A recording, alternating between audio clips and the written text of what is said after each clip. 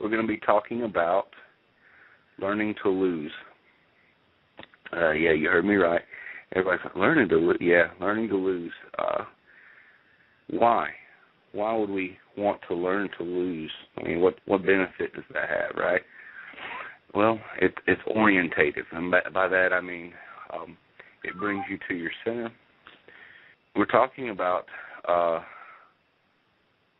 figuring out where your center is and maintaining that even through the greatest distractions. And we've talked before about a particular meditation called watching, where you just sit and basically watch yourself. And if you do this long enough, you'll see that your awareness just kind of bounces around the room, entertaining itself by landing on objects and thinking about them, and it'll move to things that you can see, things that you can hear outside your house or apartment wall. Memories will be triggered, and it'll go back in time and relive moments. But it's just like this little robot that just runs around playing with whatever it can get its hands on. And if you do this meditation long enough, you realize that you are not your awareness. You are the thing watching your awareness. Well, we have in the past, we've done a lot of talk about will on this show as a drive, But when it comes down to it, you have to be able to control both your will and your awareness. They are tools that should be at your disposal. Whenever they get away from you, then you kind of become the dog being swung by its own tail kind of thing. So in losing, and it doesn't matter what it is, it can be like you certainly don't want to die, doing this, but it can be the golf match with a friend on the weekend, something that's important to you that you win, especially you've been talking a lot of crap about, you're really into this competition, right? You go in and you throw it, you sabotage yourself, and watch your willpower. You're not watching your awareness now. You're watching that thing within you that is everything about you will be telling you to do this thing, win this thing. The only part in there is you yourself. You have decided to throw it just to see what happens to yourself. Well, if you do this enough, the effect that it has on you is that there is a different race to be ran. I mean, you can get in a race of 12 people, and everything within you is to run this race to win. And the gun goes off and everybody takes off. If you throw the thing, you're lagging in the back. You could run faster. Everybody's counting on you. You've done talked to the other guys and pretty much explained in detail how you was going to smoke them, and it's not happening now. You are not your will, just like you are not your ideas. And by that, you are free. You're free to use either one of them how you want to. Does that make sense, yeah. Justin? It's an interesting concept. It certainly goes against our conscious thoughts and the things that we set out to consciously do every day. It's a hell of a thing to tell somebody who's been being told their whole life to win, win, win, win, win. Here you come to shatter the whole universe and say, I want you to lose on purpose so you can learn the lesson. When I think about this, David, it reminds me of the times in my life that I have lost, no matter how hard I tried to win, only to find out that I lost because I wasn't in it. I wasn't in it to win it. I had set myself up for failure from the beginning. It certainly helps you recognize within yourself that your will is controlled by you. Now, we've done episodes on will before, David. We've done episodes on will. We've done episodes on recognizing it, controlling it. But until you can see your will turn in on itself, it's a hell of an experience, for sure. Yeah. It doesn't have to be a life philosophy, though. I wouldn't say go through life trying to lose everything, but right. Just good enough to figure out to distinguish what you are from it, Sure, because you know what? Anything that we do and all the things that are within us that go unchecked or go without being tested can really serve us wrong down the road when we're not looking. It certainly reminds me that we can't do things on autopilot all the time. We have to do some preventive maintenance on ourselves. And this thing you're talking about for the folks out, it's a simple exercise to help you understand yourself better. That will, as we talked about before, David, that will is that thing that drives us, that thing that pushes us. It helps us stand out in the snow. It helps us stand out in the sun. It helps us do the things that we wouldn't maybe consciously do. It helps us get brave. It helps us, all these things. Willpower is good, but it's only as good as you can control it, for sure. Mm-hmm. This reminds me, this topic, David, reminds me of a conversation I had with a friend earlier in the week on Monday. We talked about getting the things that you want. We talked about sometimes you got to be light as a feather, sometimes you got to be as big as a wrecking ball. Along with that comes with knowing who you're dealing with, who is sitting across from you, or what is sitting across from you, or what you're dealing with. A lot of that, people talk about how they always seem to be in a rut. They always seem to be, they can't win. But really it comes down to not the strength of your will, how well can you control it? Can you make yourself lose? If you can, let me tell you guys, if you can make yourself lose, and it's completely against your nature to do so, you will change, if only for a moment, and you will see that change. It'll be like getting smacked upside the head with that golf club. Mm-hmm. Yeah, it really works, against everything you're trying to do there. But I know every you so-called Jedi Masters, all the Masters in the forums that we are associated with, I don't know one of them that has never engaged into an argument knowing that they had taken up the wrong side. I wouldn't call it, a debate, like when you say a debate club in high school and everything like that, but there's a certain usefulness that comes with the ability to lose. If everything you have and everything you got ain't riding on the line, then where's the line that it's riding on? It moves somewhere else, doesn't it? Sure. So, sure. It has to. Yeah. Because if you go through a thing, if a missile lands on your head and you're not dead, there has to be a reason why. And that's because, your source, the thing that made you be able to stand there to begin with, was not what you thought it was. It was over there, a different place, and the missile can't touch you. Yeah. It also goes back to the old stuff that we learned too, to be a graceful loser, to be a good sport. We hear the term poor sport, poor loser. I don't know anybody, David, and maybe some people won't admit this, but I don't know anybody that can say that they win all the time. Somehow, for some reason, when we lose and we try really hard, we try and we push and we give it everything we got and we still lose, it is as if that missile did hit us square in the head. We just completely implode on ourselves, and that can certainly take us down a pretty crappy road too, couldn't it? Definitely. I mean, it doesn't matter how good of a swimmer you are. If you tie your feet to a sinking ship, you're going down. Yeah. Yeah. Unless you're Aquaman, huh? Well, yeah. But I mean, that's just the way it is. The dynamics of what you just described there was a functional person, a person that was capable of doing the thing, but they tied themselves to a certain idea, a certain outcome, and because that outcome didn't happen, then they themselves are crushed by it. Well, the outcome can happen, and if you're not attached to it, you're not crushed by it. We had our intro music play before the show, as we always do, and it's got the guitar that we ended today, and that sounds like to me it evokes the feeling of a wrestler that's he's coming down the aisle and all the crowd's going crazy. I mean, and he's climbing over the ropes, getting into the ring, flexing his muscles and all this thing. But right before that, you heard a ding. That wasn't an announcer's ding. That was a singing bell ring. That was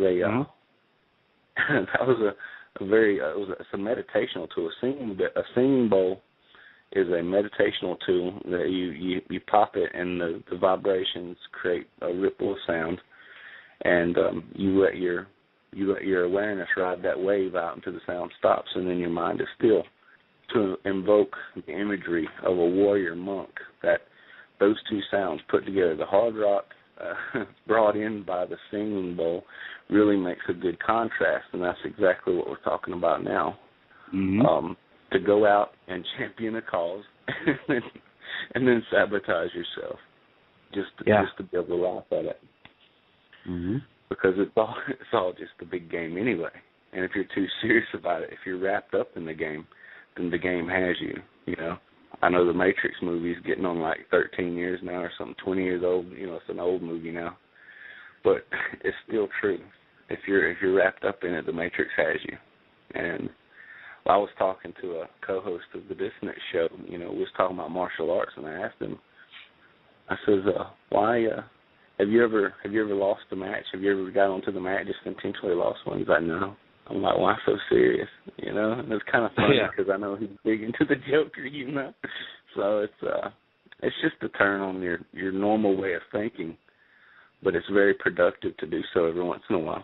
You know, again, we are so conditioned, among lots of other things, to always try and achieve victory in anything we do. Everything is so competitive. We compete for jobs. We compete for money. We compete for whatever, you know, accolades and trophies and on and on and on. Now, let me be clear. Those things can be important. Those things can be used as tools to make us better, right? I mean, those things can be important to help us get through. You know, David, on my wall in my office, I have an office where I do all of the KOA stuff from, and on my office wall, I have this really old, tiny little, God, it couldn't be more than 3.5 inches by 5 inches plaque that says "Most Inspirational."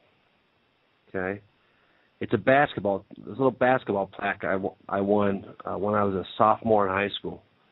I could live without that, of course. I am inspired by, and I inspire others without it. But it's a great reminder every day for those days where it just feels like things aren't going right.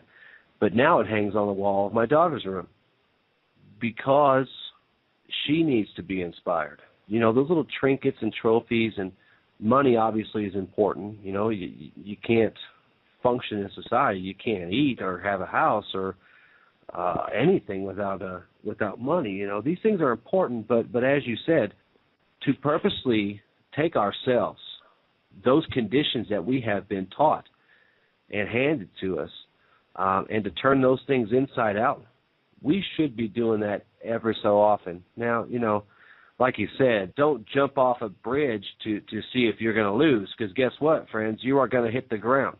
You know what? You lost. As David said, when you really have very little on the line, see if you can force yourself to lose. Let's see if you can learn to lose. We all lose at some point. It's just the way things are.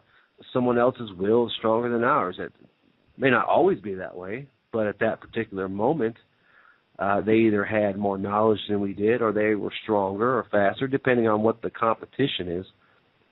But it's a good lesson to turn ourselves inside out.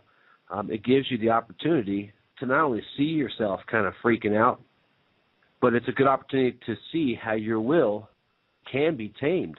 I mean, you can tame your will. You can make it truly yours.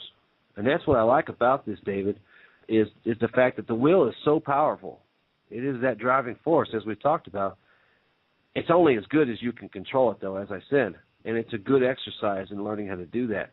The more you understand what happens for you and with you and by you, the more powerful and the more empowered you're going to be for everything else that you do. Yeah, I have a story. I didn't really know what lines of thinking I was working on back whenever I did this, but it turns out that it makes more sense than I thought at the time. But I spent about 3 or 4 weeks making a banjo. It was oak. The whole thing was oak. I mean, I had the metal tuners in there that I bought from the store, and I bought the bridge and the nut, the place where the string goes across the top. I bought all that from the music store, but the neck, the head, the body, all that, even the skin that I stretched over, it was all stuff that I had gathered from natural resources. And I spent a long time making this thing, and when I got done, it played. I was surprised, but it played, you know.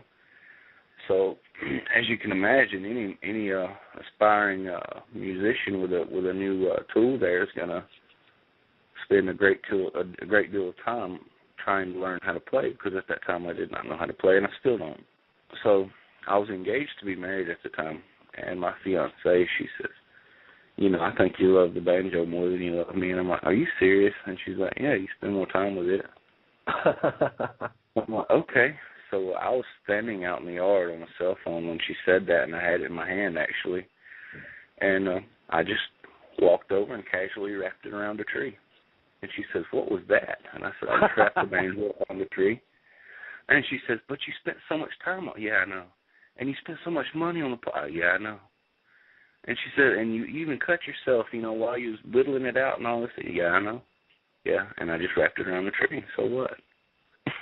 You know, you got to do what you got to do, right? But I was willing to, all the effort and all the work that I had put into crafting that thing out, I was willing to do away with all of it, mainly to show her, but secondarily to show me, you know. Sure. What did Did it hurt you to do that? I mean, did it? Was it hard to smash against a tree? Did it hurt a little bit? Well, I mean, you take a 4-week project and just scrap it, you know. That's what I'm saying. Take the time to get everything refined and working just the way you want it to do, and then burn it and see what happens. Yeah, it don't feel good. Why should it? It's loss, right? Sure. Sure. But a similar situation happened whenever I'd gotten a little older, and I was a lead man on the line, a production line, and I had worked my way up through the ladder, you know, and I got up to a utility lead. I had my own crew, a little 5-man crew. And my best friend, I had gotten him a job at this plant, and he was an assembler on my line. And we worked with the wood, so we had wood staying there, and it came in a little container nailed to the side of the table that he stood at. And he wasn't keeping up with our production needs. So I was talking to him about it one day. We were standing there. It was like we had just gotten back from break. There was hardly nobody else around. And he thought, man, I don't like to get my hands dirty, dude. And I'm like, are you serious? He's like, yeah, man, it's just a big thing for me. I can't stand to get my hands dirty, you know. So I reach out, and I just plunge my hand down to all the way to the bottom of this bucket of black stain he's got, you know, and I pull my hand out, and it's pitch black, you know, my whole hand all the way up to my wrist.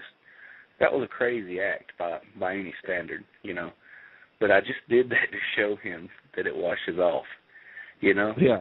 Mm-hmm. And that particular stain does not just simply wash off. You actually have to wear it off. I mean, but you can wash the majority of it off, but you still have like black lines around your fingernails and all that.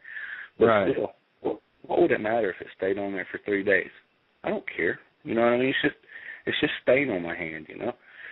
I used to wear my combat boots out in public, and you know they had black stain splotches all over the tops of those, and people would say, you know, those are the best shoes you got, and I'm like, hell yeah.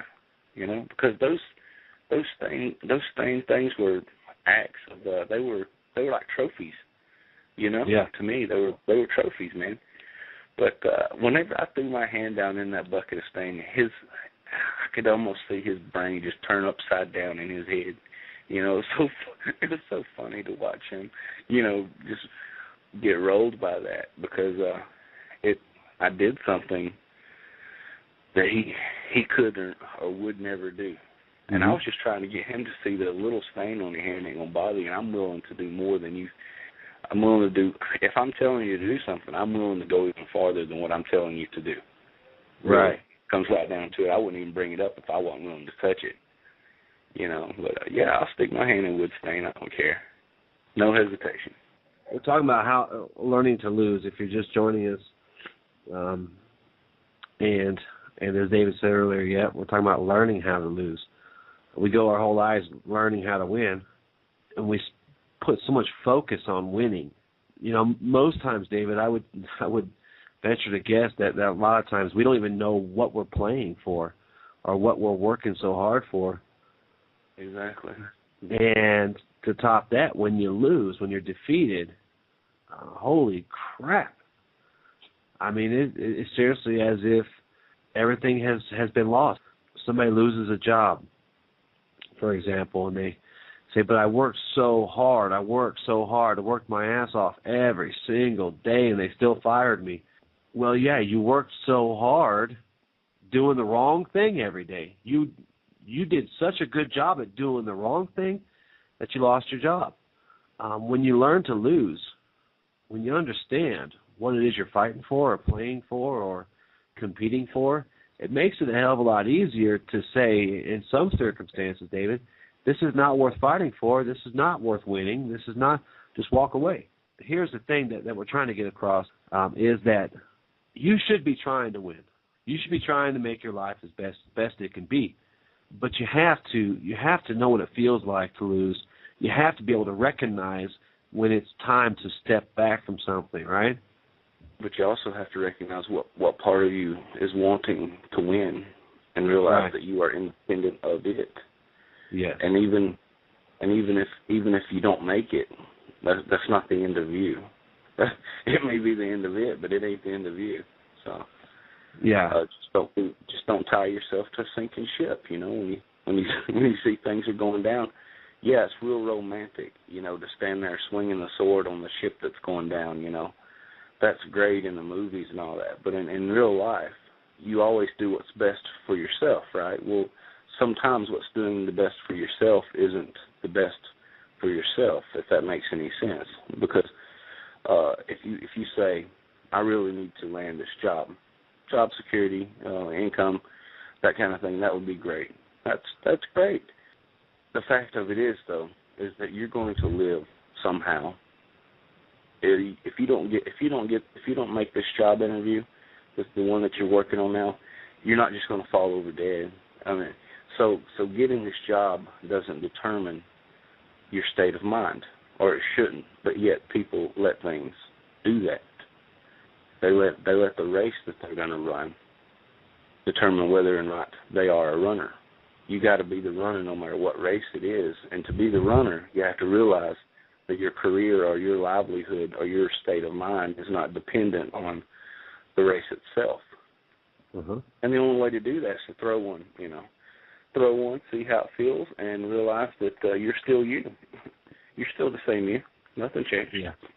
And, going back to that conversation with a good friend of mine I was having on Monday, it was, and this is the other part of learning to lose that I wanted to get across, David, is that there's always another race. There is always another chance to compete. There is always another chance to make whatever it is you want to happen. We were talking about being stuck in a certain job, or being stuck with a certain boss, or being stuck in a certain station, if you would, in life. And my advice to my friend was simple. It was, you have to understand when it's time to walk away. You have to understand when it's time to say, you know what, I'm not going anywhere, I'm not getting any further. It is time for me to start new, start fresh. I need to hit the gym, we're talking about competing in races. I need to go and run at a different altitude. I need to go and maybe drink more water, whatever. There's always another race to be ran. Don't get so damn down on yourself when you lose. It's not a big deal. It really is not that big of a deal, because you will have other races. You will have other opportunities. You just have to know the rules of the game, and you have to play. It's a different thing, David, if you're sitting there in the stands and watching race cars go by. You were at the race, but you were not in the race, right? Right. Well, to go back to the whole crafting metaphor. I mean, a painter, you set the easel up, you get your paints out, you put them on your palette, you get your brushes out, you put the canvas up, and you start painting, right? And everything's good. Well, you're gonna sell this painting, right? Because you're a painter. Well, you get halfway done with it and something happens, just irreversibly, you mess it up. Well, what do? Well, you set the canvas off, you get another canvas, and you start over, right? It wasn't the end of nothing. Well, that's really easy whenever what you're working on is outside of self. It's really easy just to ball up a piece of paper where you're drawing and throw it in the waste bin. But whenever you're working on yourself, people have a tendency to not ball it up. They keep trying to make it work when it's not working. Right. You know, it's an imperfect thing, and you keep trying to apply it towards a certain thing, and it's not going to happen. Why? Because it's not a good drawing. It's not a good. You're not shaped right. You're not doing the right things. So what do? Well, you have to learn to separate yourself from the expression that you're pushing yourself through. You can, believe it or not, you can ball that up, toss it to the side, and you'll still exist. You'll still carry on. You'll still be a person. You'll still do things, and you can go out and do them with a fresh canvas, you know, and start over. And if that don't work, do it again. It's okay. Yeah. Every day is a new day.